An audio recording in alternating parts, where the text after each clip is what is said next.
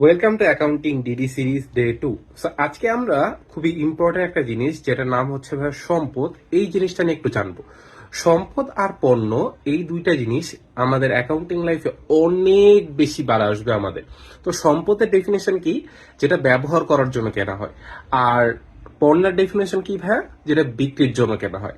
এখন সম্পদের মধ্যে কে কে পড়বে, এটা নিয়ে তোমার একটা কনফিউশন থাকবে যে ভাইয়া সম্পদ যদি শুধু ব্যবহার করার জন্যই কেনা হয়, তাহলে আমরা যে সমাপনী মজুদকে সম্পদ বলি, এটাও কি ব্যবহার করার জন্য? আবার আমরা যে বলি যে প্রাপ্য যে কোনো কিছু সম্পদ, আবার বিনিয়োগ সম্পদ, এটাও কিভাবে ব্যবহার করার জন্য? আচ্ছা, এরকম অনেকগুলো কনফিউশন থাকে। তো সম্পদের প্রথম ক্রাইটেরিয়া হচ্ছে সম্পদ কেনাই হবে ব্যবহার করার উদ্দেশ্যে। সো আমরা যে বাসায় টিভি, ফ্রিজ, এসি, তারপর হচ্ছে ফর এক্সাম্পল আমাদের মোবাইল কিনি, এগুলো আমরা কি কিনি? ব্যবহার করার জন্য কিনি। সো ব্যবহার করার জন্য আমরা যাই কিনবো সেটাকে আমরা কি বলি ভাইয়া? সম্পদ বলি। আবার আমরা যদি কারো কাছে কোনো কিছু পাবো, মানে আমাদের জিনিস আমরা কারো কাছ থেকে পাবো, সো প্রাপ্য যে কোনো কিছু।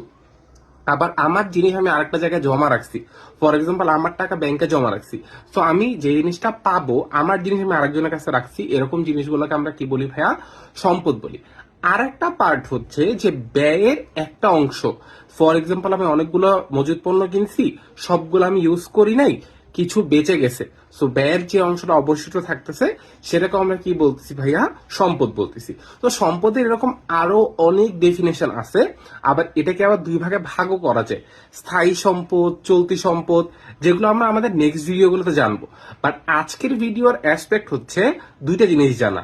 এক, সম্পদ আর পণ্যের ডিফারেন্স কি। সম্পদ হচ্ছে যা ব্যবহার করার জন্য কেনা হয়, আর পণ্য হচ্ছে যেটা বিক্রি করার জন্য কেনা হয়। ফর এক্সাম্পল ফ্রিজ আমি বললাম একটা সম্পদ, আসবাবপত্র আমি বললাম একটা সম্পদ।